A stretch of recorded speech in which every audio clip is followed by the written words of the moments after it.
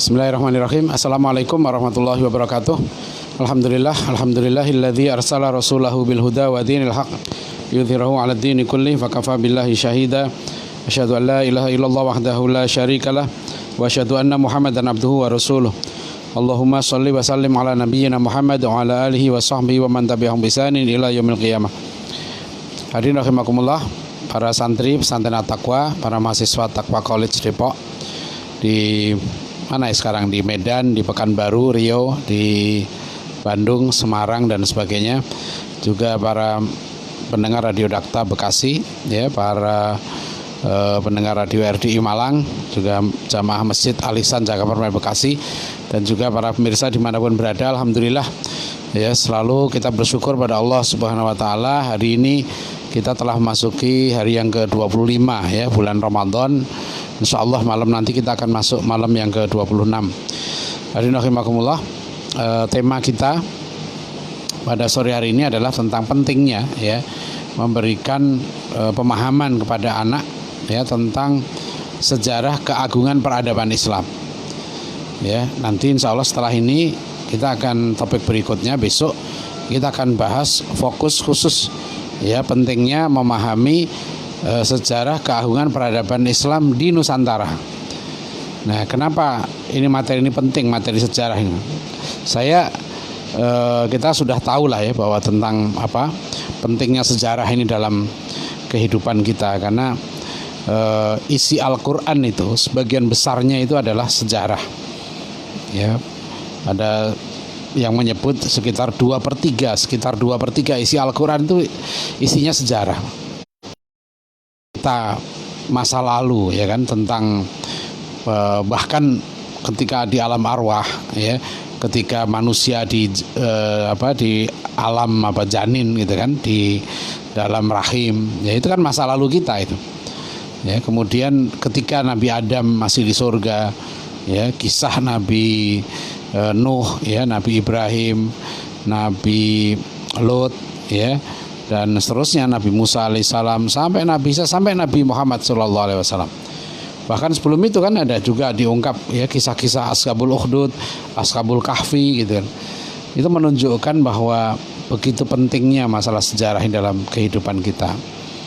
Ya, juga berapa kali saya ungkapkan, ya, kata-kata penting dari seorang pemikir Yahudi yang kemudian masuk Islam, namanya Muhammad Asad, yang dia mengatakan bahwa tidak ada satu peradaban, ya, atau yang akan, jadi tidak ada satu peradaban itu akan bangkit, akan berkembang, ya, atau akan eksis jika peradaban itu sudah hilang kebanggaannya terhadap dirinya, ya, atau peradaban itu terputus dari sejarahnya. Ya, no civilization can prosper or even exist after having lost this pride and the connection with its own past. Ya, jadi ini pentingnya, ya, sejarah itu. Jadi nggak ada satu peradaban akan berkembang kalau peradaban itu sudah hilang, nggak bangga lagi dengan dirinya. Ya, bagaimana satu peradaban nggak ada yang mau dibanggakan lagi, ya? Akhirnya apa yang terjadi, ya, peradaban itu akan terserap ke peradaban lain atau akan hilang. Eksis pun tidak. Ya, dia akan dikooptasi oleh peradaban lain atau bahkan akan punah. Nah, atau peradaban itu akan berkembang kalau apa? Terputus dari sejarahnya. Ya, jadi makanya untuk membunuh satu peradaban, itu kan, itu caranya gampang, ya. Putus saja dari sejarahnya. Ini kalau kita perhatikan sekalian, betapa pentingnya masalah sejarah ini, ya, sehingga seorang tokoh kita, Pak Natsir, saya membawakan satu buku nih. Ini buku terbit pertama kali tahun 1987. Ya, berisi kumpulan wawancara Pak Natsir dengan majalah dan koran pada waktu itu, ya. Ada 3 wawancara yang dikumpulkan di sini, ya. 4 wawancara, ya.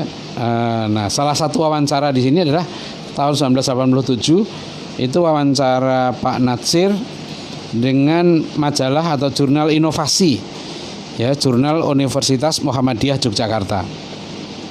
Ya, dilakukan pada bulan Maret 1987. Ya, jadi sekarang udah berapa itu? 30 tahun lebih, ya, wawancara ini. Nah, di sini pentingnya Pak Natsir itu dalam wawancara ini Beliau mengungkap banyak sekali ketika menjawab pertanyaan itu, mengungkap tentang perspektif sejarah. Jadi kalau kita mau keadaan kita sekarang di Indonesia ini gitu ya, kata beliau di tahun 80-an kan, kata Pak Nasir, itu sebetulnya kata beliau nggak beda-beda amat dengan kondisi waktu kita dijajah Belanda itu gitu. Lihat kata beliau nih ya, kalau dilihat dalam perspektif sejarah ya, tantangan yang kita hadapi sekarang ini maupun dalam masa kolonial sesungguhnya relatif sama. Ya, untuk tidak kita katakan bahwa dalam beberapa segi lebih parah kata beliau. Jadi bayangkan Pak Nasir bilang akhir tahun 80-an itu dalam beberapa hal katanya kita lebih parah beberapa hal daripada waktu jajah Belanda dulu gitu. Ya. Nah, misalnya beliau katakan begini, dalam zaman kolonial kita menghadapi berbagai tantangan seperti kebodohan, kemiskinan, ketimpangan struktur sosial ekonomi, ketidakadilan di berbagai sektor kehidupan dan sebagainya. Kesempatan memperoleh pendidikan misalnya ditentukan oleh besar kecilnya pendapatan. Anak pegawai yang gajinya kurang dari 70 gulden tidak dibolehkan bersekolah di sekolah Belanda seperti HIS. Ya, karena waktu itu masuk sekolah Belanda itu keren gitu kan. Jadi kira-kira kamu anak orang miskin nggak boleh masuk sini gitu. Ya, sementara itu kita mengalami juga hambatan dalam melaksanakan kebebasan berbicara, freedom of expression dan kebebasan dari kemiskinan. Ya. Kemudian adanya ancaman ya pendigulan bagi mereka yang menentang kekuasaan kolonial Belanda. Waktu itu kan yang menentang dibuang kan, termasuk Bung Hatta misalnya gitu kan. Nah, salah satu usaha dari pemerintah kolonial Belanda yang juga merupakan tantangan adalah apa yang dikenal dengan asimilasi atau de-indonesianisasi, yaitu upaya untuk mengajak golongan elit Indonesia agar merasa diri sebagai orang Belanda yang sama-sama berkiblat ke Den Haag, sehingga terlepas dari pandangan hidup dan budaya aslinya. Nah, ini westernisasi, asosiasi di sini westernisasi. Elit-elit kita gitu kan, elit-elit nasional kita dididik oleh Belanda supaya mereka tuh lebih bangga berasosiasi dengan bangsa Barat gitu. Anak-anak sekolah yang otaknya brilian dititipkan kepada keluarga Belanda atau keluarga yang beragama Kristen. Nah, ini penting kata-kata Pak Nasir. Ini dulu nih perspektif sejarah ini ya. Dulu ternyata orang-orang Muslim sekalipun gitu, anak-anak pinter itu dikonotasi, ini nggak pinter nih gitu kan, pinter masukkan ke keluarga Belanda atau ke sekolah Kristen. Ya, salah satu korbannya adalah Amir Syarifuddin yang lahir sebagai anak Islam kemudian menjadi Kristen Protestan. Ya. Upaya social engineering dilaksanakan dalam wujud pengiriman anak-anak yang pandai dan berbakat ke negeri Belanda. Ini lihat ya. Jadi cara Belanda waktu itu bagaimana merusak. Nah, ini kan sejarah, ini kita harus tahu. Dulu penjajah gitu kan melestarikan jasanya dengan bukan hanya dengan senjata, dengan pendidikan. Gitu loh. Nah, oleh bangsa Indonesia saat itu tantangan ini dihadapi dengan mendirikan sekolah-sekolah liar. Kenapa dibilang liar? Karena sekolah liar itu istilah Belanda itu. Ya, wilde soul ya istilahnya itu. So, sekolah-sekolah liar. Makanya Kiai Ahmad Dahlan dengan Muhammadiyahnya mendirikan sekolah, Kiai Hajar Dewantoro mendirikan taman siswa pesantren-pesantren, pendidikan Islam di Bandung gitu kan, Persis dan sebagainya. Nah, kata Pak Nasir kemudian Young Islamitenbond JIB kemudian berupaya mempertemukan pendidikan tradisional pesantren dengan pendidikan modern atau yang dikenal dengan istilah pendidikan barat gitu. Dan sebagainya. Ya. Terus ada pertanyaan yang menarik dari ini ya, dari jurnal inovasi majalah Universitas Muhammadiyah Jogja ini. Pak Nasir ditanya begini, kalau disimak apa yang Pak Nasir sebutkan tadi, maka generasi Pak Nasir menggerakkan kegiatan pendidikan sebagai jawaban bagi situasi yang berkembang saat itu dan secara tepat didefinisikan. Persoalannya sekarang justru terletak pada pendefinisian situasi tersebut yang terkadang sangat diwarnai oleh siapa dan untuk apa definisi situasi dilakukan. Sehingga pendidikan pun tidak ayal diwarnai oleh selera mereka yang mendefinisikan situasi saat ini. Bagaimana komentar Bapak? Nah, ini ya jawaban Pak Nasir nih, masih kaitan dengan sejarah. Sistem sosial sekarang ini menyebabkan orang tidak berani menyatakan kebenaran sebab adanya bayangan risiko akan disoroti, tidak naik pangkat atau masuk penjara dan sebagainya. Padahal kalau kita kembali kepada ajaran Islam, maka jika amar ma'ruf dan nahi mungkar sudah ditinggalkan, tak usahlah lagi berdoa kepada Allah. sebab Allah tidak akan mengabulkan doa kita. Amar ma'ruf nahi mungkar itu wajib hukumnya. Janganlah kemungkaran itu dibiarkan berjalan terus. Ini kalau kita melihatnya dari segi ajaran Islam, ya. Nah, kata Pak ini, dalam rangka itu, ya, yang sangat kita butuhkan sekarang ini antaranya adalah pemahaman sejarah yang benar, nih. Jadi supaya kita ini bisa memahami situasi kita, bisa berani melakukan amar ma'ruf nahi mungkar, kata Pak Nasir, yang penting yang kita butuhkan sekarang pemahaman sejarah. Sebab dengan pemahaman sejarah yang benar, kita akan dapat memahami, ya, pukul berapa hari sekarang ini, bagaimana keadaan kita saat ini, serta apa bahayanya kalau keadaan ini kita biarkan. Pelajaran sejarah yang benar tidak akan menyebabkan kita diam melihat keadaan ini berlaku. Nah, itu menarik kan. Jadi sekarang kata Pak Nasir. Jadi kalau kita paham sejarah, kita nggak akan mendiamkan. Saya meskipun ini wawancara tahun 87, ya, saya kira ini sangat relevan dengan kondisi kita sekarang. Ya, dalam soal ilmu, ya, Prof. Nakib Alatas kan mengingatkan, tantangan terberat kita itu tantangan ilmu. Ya, amar ma'ruf nahi mungkar di bidang ilmu ini, di bidang pendidikan ini yang sangat serius. Apalagi nanti di peringkat pendidikan tinggi. Ya, karena kemungkaran yang terbesar itu kemungkaran ilmu. Ya, tadi pagi saya tulis artikel untuk artikel pilihan, ya, hari ini. Saya komentari press release-nya AILA, ya, Aliansi Cinta Keluarga Indonesia, yang prihatin gitu ya, karena di bulan Ramadan ini gitu ya, ada LSM gitu yang terang-terangan mengkampanyekan pelacuran, bahwa menjadi pelacur itu lebih baik daripada menjadi istri, karena pelacur itu bisa menentukan dirinya sendiri, bahkan sampai menentukan tarifnya katanya.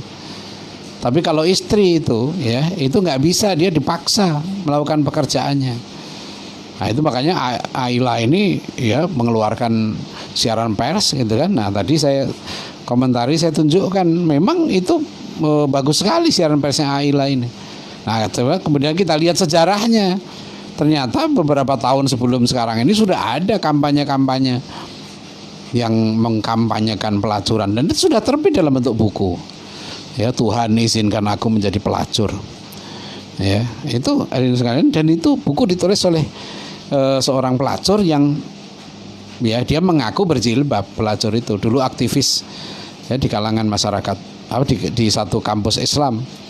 Dia aktivis, terjebak dalam seks bebas, kemudian dia melanjutkan perjalanannya ke menjadi pelacur gitu kan, dan akhirnya bukan tobat, ya, malah mengkampanyekan pelacuran. Ya, Tuhan izinkan aku menjadi pelacur. Dia nulis memoir itu.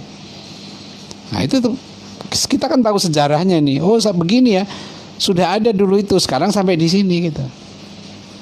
Jadi itu Pak Nasir penting sekali kata beliau ini. Jadi kalau kita sekarang mau tahu jam sekarang kita jam berapa, kan harus tahu sejarahnya, ya kan? Kalau mau tahu kondisi kita sekarang ini, lihat sejarah kita dengan tepat. Nah, hanya beliau prihatin nih, kata Pak Nasir begini. Hanya saja penulisan sejarah sekarang ini dicampur adukkan dengan kepentingan-kepentingan politik temporer, sehingga cenderung tidak murni lagi. Oleh sebab itu kita sudah harus memikirkan penulisan sejarah yang benar. Para intelektual kita, para sarjana sejarah perlu dikumpulkan guna merumuskan hal ini. Nah, saya ingin garis bawahi kata-kata Pak Nasir ini. Siapa yang buta sejarah akan ditelan oleh sejarah. Nah, itu kata-kata Pak Nasir itu. Siapa yang buta sejarah akan ditelan oleh sejarah. Nah, sekalian ya, sekarang kita bicara, ya, apa sih pentingnya, ya, anak memahami sejarah keagungan peradaban Islam. Ya kan, itu salah satu juga yang dalam materi orang tua supaya bisa mendidik anaknya dengan baik. Salah satu yang perlu dikuasai oleh orang tua itu adalah orang tua menguasai, ya, sejarah keagungan peradaban Islam ini. Apa sih prestasi besar, ya, Rasulullah SAW dalam membangun peradaban, mewujudkan rahmatan lil alamin, ya. Tidaklah aku utus kamu Muhammad kecuali menjadi rahmat bagi seluruh alam. Wa ma arsalnaka illa rahmatan lil alamin. Apa itu sudah terwujud? Itu sudah terwujud dalam sejarah, dan itu nyata. Jadi kalau kita memahami sejarah peradaban Islam dengan benar, kita akan melihat dengan jelas, ya, bagaimana Ya, Islam itu telah membangun satu peradaban yang sangat hebat, peradaban yang sangat mulia. Itu yang Prof. Wan Muhammad Nur menyebut sebagai virtuous civilization. Peradaban mulia, peradaban yang agung, peradaban yang didasari dengan nilai-nilai keimanan dan akhlakul karimah itu. Ya. Dan itu nggak bisa tertandingi. Peradaban Islam, ya, puncaknya itu terjadi di zaman Nabi Muhammad SAW. Khairul qurun qarni, tsummal ladzina yalunahum, tsummal ladzina yalunahum. Disitulah puncak tertinggi peradaban Islam. Karena disitulah hidup gitu ya manusia-manusia paling beradab, ya, dalam jumlah yang begitu besar, dalam satu tempat dan satu waktu. Nah itu hebatnya itu generasi sahabatnya, generasi khairul qurun itu. Jadi yang sangat mulia, dan itu nanti luar biasa. Rasulullah itu ya, apa sih ya, saya ulang lagi ya, ciri-ciri peradaban yang agung. Kalau kita mau melihat tadi sekarang kebangkitan satu bangsa, kebangkitan satu peradaban, apa yang pertama? Bangkitnya budaya ilmu, bangkitnya tradisi ilmu, itu awal kebangkitan peradaban. Dan Rasulullah SAW itu berhasil dalam waktu yang sangat singkat. Beliau berdakwah itu 23 tahun. 23 tahun saja. Ya, berhasil membangun satu masyarakat yang saya sebut masyarakat Madinah di masa Rasulullah SAW dan masa Khulafaur Rasyidin itu adalah scientific society. Masyarakat ilmu, masyarakat yang haus ilmu. Ya.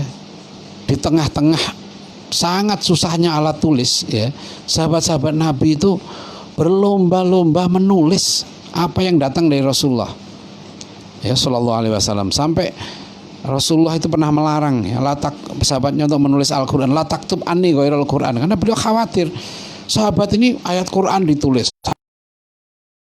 Dan Rasulullah menunjukkan contoh, beliau adalah pemimpin pertama di muka bumi yang membangun negara dengan konstitusi tertulis.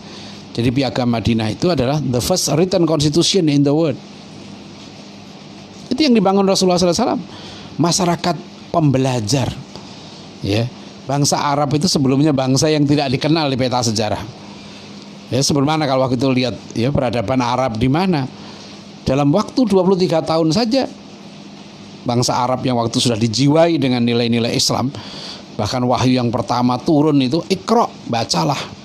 Iqra bismi rabbikal ladzi khalaq. Ya. Jadi Islam itu sangat menekankan masalah ilmu ini. Dan nanti Rasulullah membuktikan itu. Bagaimana para sahabat Nabi itu haus ilmu, ya. Jadi kalau syaratnya mencari ilmu, kata Imam Asy-Syafi'i rahimahullah kan, lan tanalal ilma illa bisittatin, kamu gak akan dapat ilmu kecuali dengan 6 hal. Yang pertama dzakain, ya, kecerdasan. Yang kedua wahirsin, dan tamak ilmu. Itu Rasulullah SAW membangun budaya ilmu yang luar biasa. Nah, itu, ya, satu itu. Yang kedua kan masyarakat yang unggul. Masyarakat Madinah waktu itu, ya, peradaban Islam yang agung di situ apa? Peradaban yang menjunjung akhlakul karimah. Ya, orang yang mengutamakan saudaranya, saling tolong menolong. Jadi kalau Kennedy pernah mengatakan, jangan kamu tanya apa yang bisa diberikan negaramu untuk dirimu, tapi tanyakan apa yang bisa kamu berikan dirimu untuk negaramu. Rasulullah SAW lihat di Madinah itu, bagaimana masyarakat Madinah, baik kaum muhajirin ansor, berlomba-lomba memberikan apa yang mereka punya untuk kebaikan masyarakat itu. Bahkan mereka itu kadang-kadang mendahulukan kepentingan saudaranya daripada kepentingannya sendiri. Ini mahal loh, masyarakat begini, masyarakat yang unggul loh.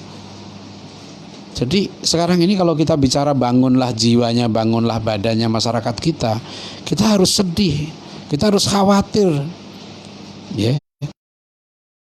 Sifat egois, ananiah, mementingkan diri sendiri, nggak peduli masyarakatnya celaka, ya. Kalau rakyat nggak peduli pemimpinnya celaka, pemimpin nggak peduli masyarakatnya celaka. Satu sama melihat yang penting dirinya. Ini ciri-ciri kapal yang akan tenggelam. Kita nggak boleh seperti itu.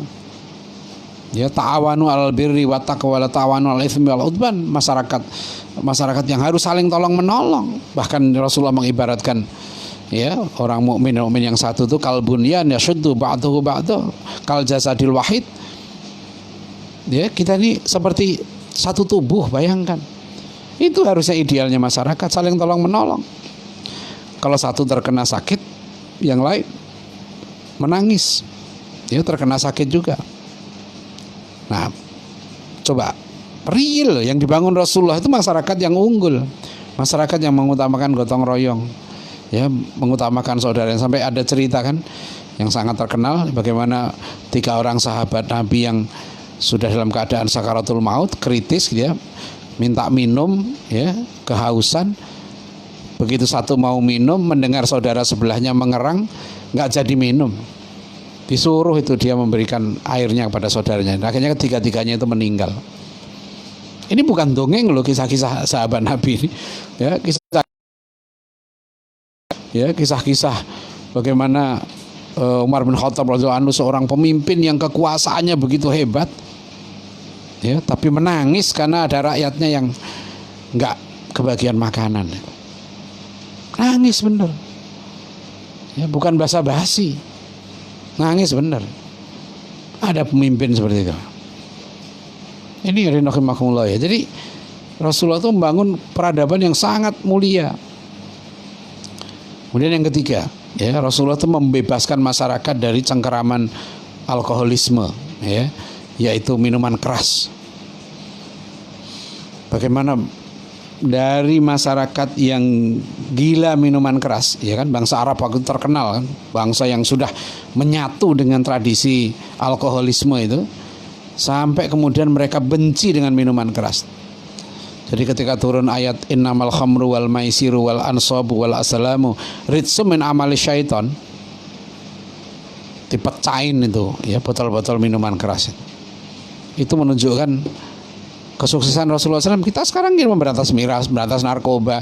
Contoh Nabi,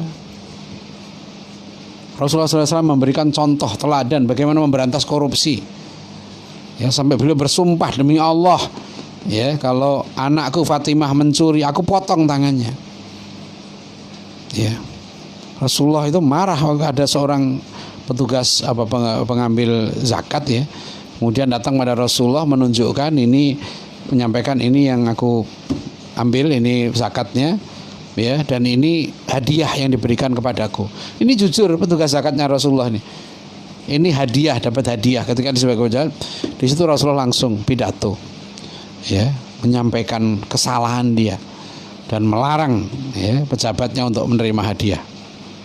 Nah, sekarang dipakai itu untuk pejabat kita juga, sumpahnya ada, presiden, menteri, ya, pejabat tinggi negara, anggota DPR, semua ada itu.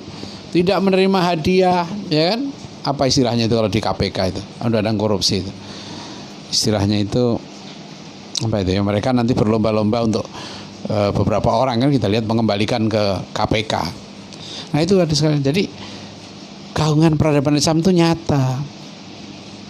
Ya, nanti Rasulullah sudah memberikan keteladanan di kota Yerusalem tahun 636 atau 637 Masehi itu. 5 tahun setelah Rasulullah SAW wafat, umat Islam sudah menaklukkan kota Yerusalem dan membangun satu peradaban tinggi di kota Yerusalem itu. Kata Karen Armstrong sampai dia menyatakan di buku A History of Jerusalem itu, ya, pertama kalinya di kota Yerusalem ada toleransi beragama itu terjadi di zaman Umar bin Khattab itu.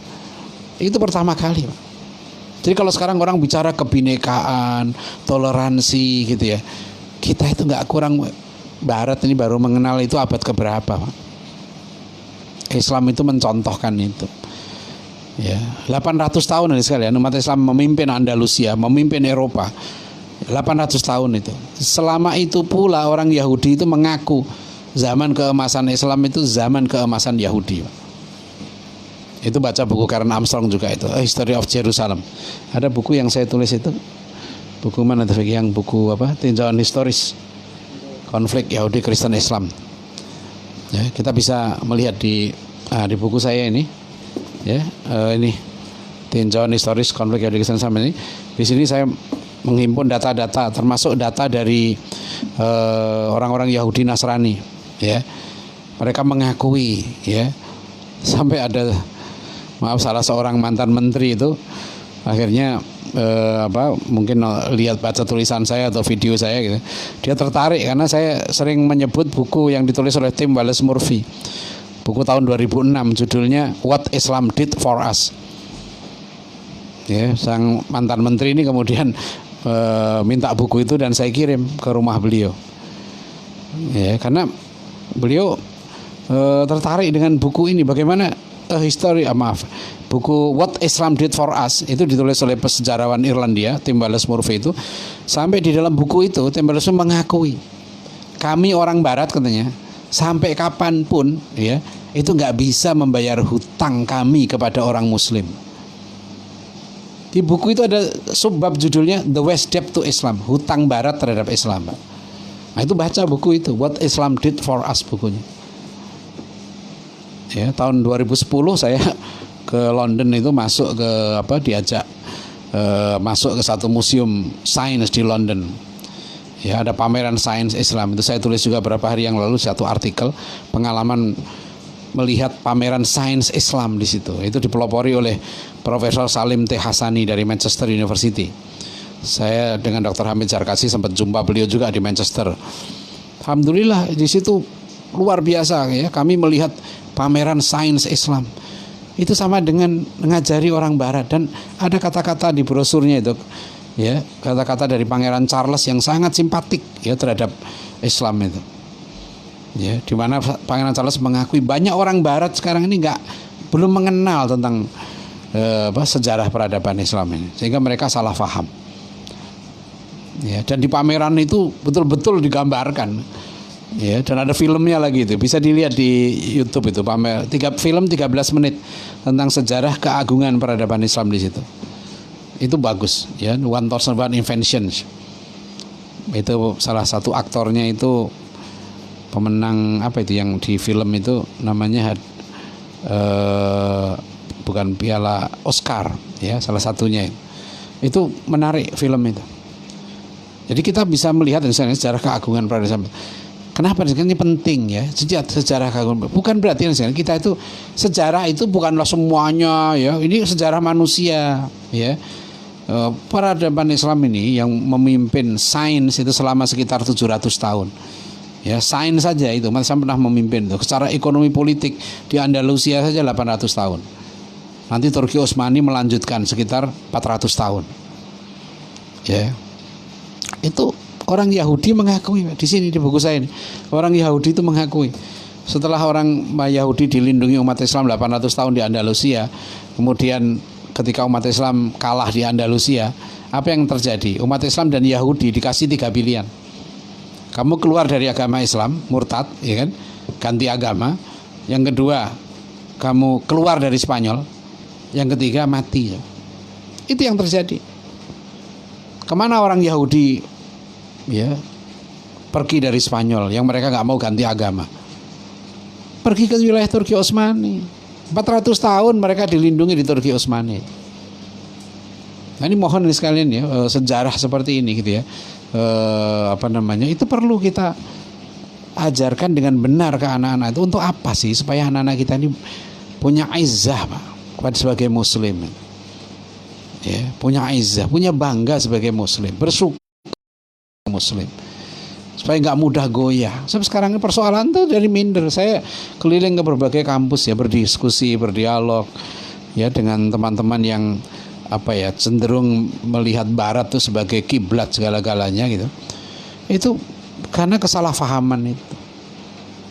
Ya, jadi keliru memahami sejarah peradaban Islam sehingga tidak muncul sikap bangga sebagai muslim, bersyukur sebagai muslim. Makanya ya menganggap peradaban lain itu yang lebih unggul. Kita tidak menafikan keunggulan peradaban lain. Dari dulu pun Rasulullah mengajari kita begitu.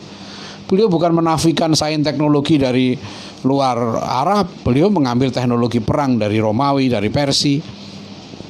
Ya, Rasulullah itu administrasinya, ya, mata uang aja menggunakan koin Romawi. Rasulullah tidak mengajari kita untuk kita tidak tertutup. Ya kan? Jadi dengan peradaban lain, Islam itu peradaban yang terbuka, tapi disaring, ya dengan worldview Islam itu. Jadi sekali lagi ya ini sekilas saja ya bagaimana pentingnya gitu ya orang tua gitu ya, kita semua guru itu serius ya, betul-betul menjadikan pelajaran sejarah ini sebagai pelajaran penting untuk membangun kepribadian Islam. Itu tuh pentingnya itu ya. Maka ya kita alhamdulillah program kaderisasi 1000 ulama Dewan Dakwah itu sekarang telah melahirkan ya beberapa dokter-dokter yang menekuni bidang sejarah ini. Ya, kita ada dokter Tiara Anwar Bakhtiar ya. Kemudian ada dokter Susianto, ada dokter Isa Ansori yang spesialis Wali Songo. Ya, nanti ada dokter siapa lagi yang beberapa ya dokter kita ini. Dan sekarang insya Allah akan nyusul lagi lebih banyak lagi.